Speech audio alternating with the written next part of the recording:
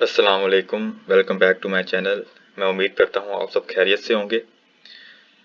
Last lecture में हमने Venus के बारे में एक इंट्रोडक्टरी लेक्चर जो है वो देखा था, और उसमें हमने सीखा था कि जो वीनस है it is named after the Roman goddess of love and beauty, जिसका ग्रीक काउंटर पार्ट जो है वो एफ्रोडाइट है।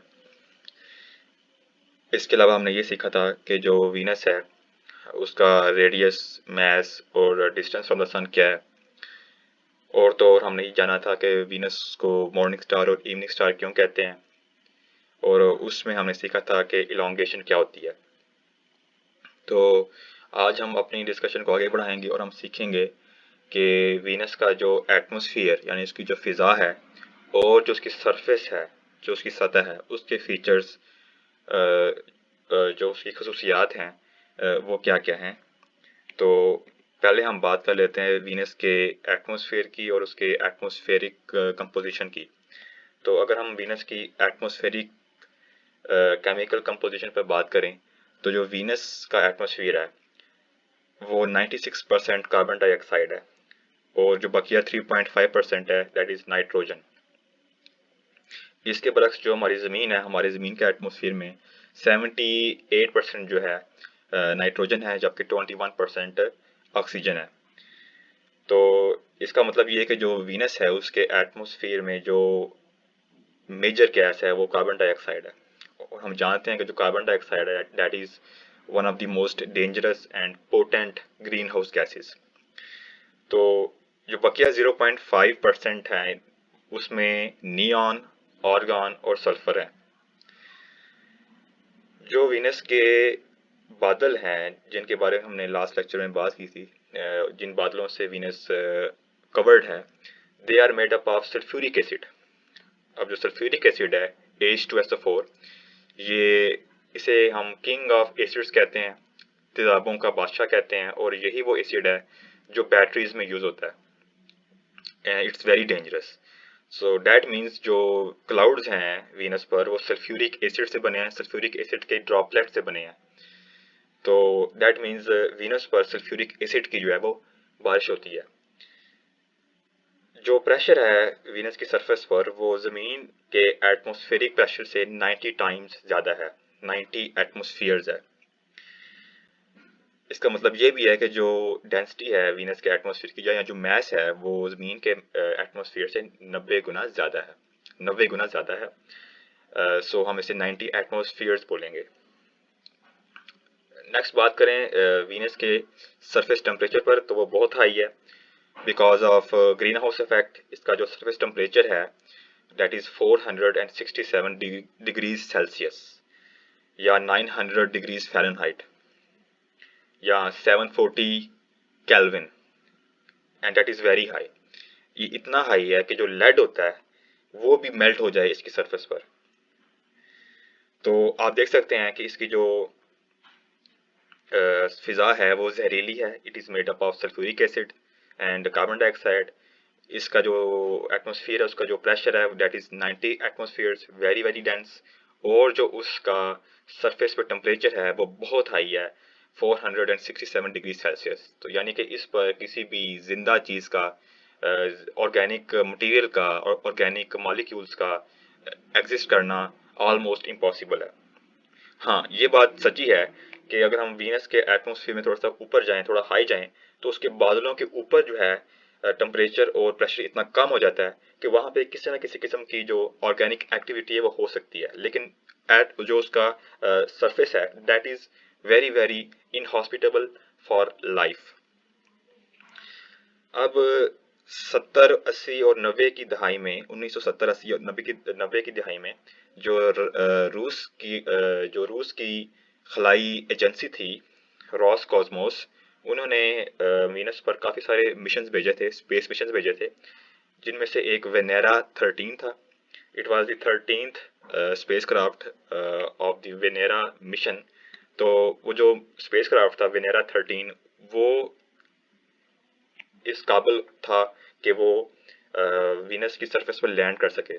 और जब वो वीनस की सरफेस पर लैंड उसने किया तो इट सर्वाइव्ड फॉर 1 आवर।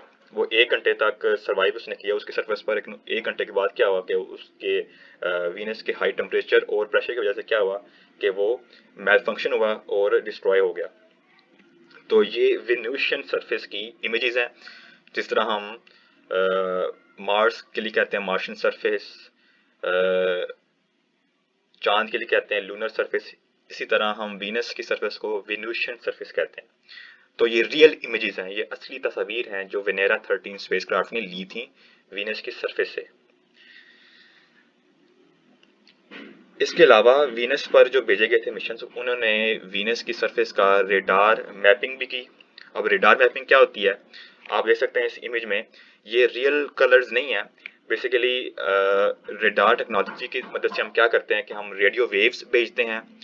वो रेडियो वेव्स जब टकरा के वापस आती हैं तो उस समय पता चलता है कि उस सियारे के जो सरफेस है उसका टेक्सचर क्या है, वो रफ है, स्मूथ है, उसमें ऊंचे इलाके कौन से हैं, निचले इलाके कौन से हैं।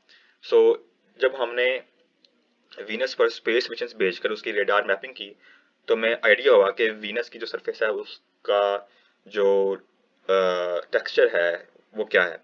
तो ये जो डायग्राम है ये रियल रंगों को शो नहीं कर रहा है। यहाँ पे जो रेड रीजन्स हैं ये शो कर रहे हैं हाई एलिवेशन को, यानी कि ये जो इलाके हैं रेड में, ये इनकी जो एलिवेशन है ये हाई है, जबकि जो ब्लू एरियाज हैं ये शो कर रहे हैं लो रीजन्स को, जिनकी एलिवेशन कम है। तो इस तरह रेडार मैपिंग से हमने वीनस के एटमॉस्फेयर को मैप किया और अब हमें पता है कि वीनस की जो सरफेस है वो किस तरह की है।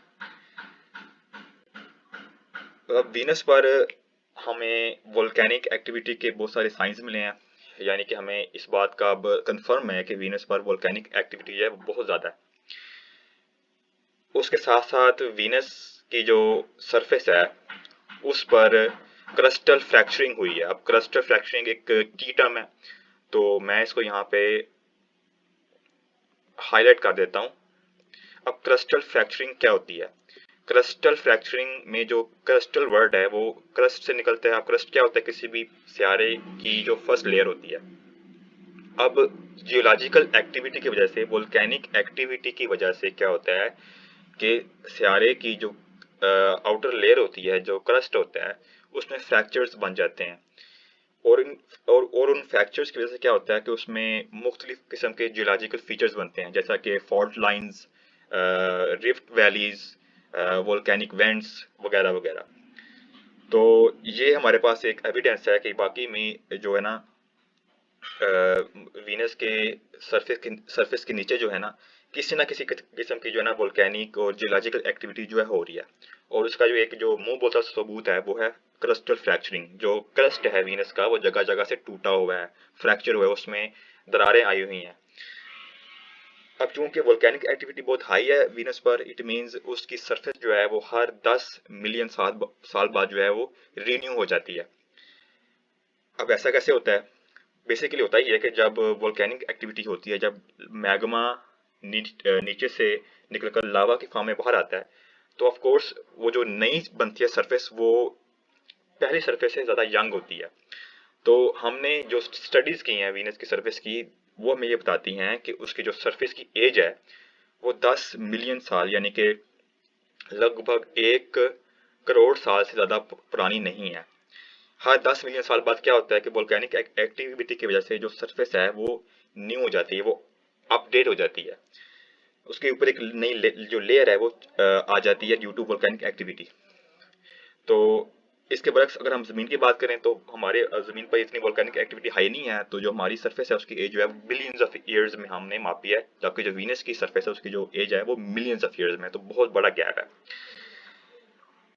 नेक्स्ट हमें एविडेंस ये मिला कि जितने भी हमारे स्पेस मिशन गए हैं वीनस पर, उनमें ऑफ कोर्स कुछ ईयर्स का गैप तो होता है। और जब जब हम गए हैं वीनस पर, हमने जब स्पेस मिशन भेजे हैं वीनस पर, तो हमें हमेशा से उसकी जो एटमॉस्फेयर है उसमें कुछ ना कुछ चेंजेस जो हैं वो हमें नजर आई हैं। ऑफ कोर्स अगर हर बार जब हम वीनस पे मिशन भेजते हैं, अगर हमें उसके एटमॉस्फेयर में, उसकी कंपोजिशन में अगर कोई चेंजेस नज़र आ रही हैं, इट मीन्स उसके सरफेस पर जो एक्टिविटी है वोल्केनोज की बहुत हाई है। तो क्या होता है कि जो वोल्केनोज होते हैं वो ज़ेरे ज़मीन सरफेस से जो नीचे होते हैं एलिमेंट्स होते हैं, जो गैसेस होती हैं, उनको वो रिलीज करते हैं इनटू द एटमॉस्फेयर। तो इस तरह क्या होता है कि एटमॉस्फेयर की जो कंपोजिशन है, जो केमिकल कंपोजिशन है, वो चेंज होती रहती है। So that is also a sign of volcanic eruptions on Venus, के वाकई में जो वोल्केनोज हैं, जो आतिशफशा पहाड़ है वीनस पर, वो फटते रहते हैं। और उसके अलावा अगर आप चाहें तो गूगल पर इमेजेस देख सकते हैं। हमारे पास इमेजेस हैं वीनस के सरफेस की, जिसमें हमें दिखाया जा रहा है कि उस पर लावा फ्लोज होते रहे हैं। जब लावा बहता है सरफेस पर तो उसके एक बड़े मखसूस निशान बनते हैं। तो हमें वीनस के सरफेस पर लावा फ्लोज के एविडेंस भी मिले हैं। सो दैट टेल्स अस कि वाकई में जो वोल्केनिक एक्टिविटी है वो होती रही है वीनस पर और अब भी हो रही है। तो आज के लेक्चर को हम यहीं तक रखते हैं। अगर आपका कोई क्वेश्चन हो तो आप कमेंट सेक्शन में ज़रूर पूछें। अगली वीडियो तक के लिए मुझे इजाज़त दीजिए। अल्लाह हाफिज़।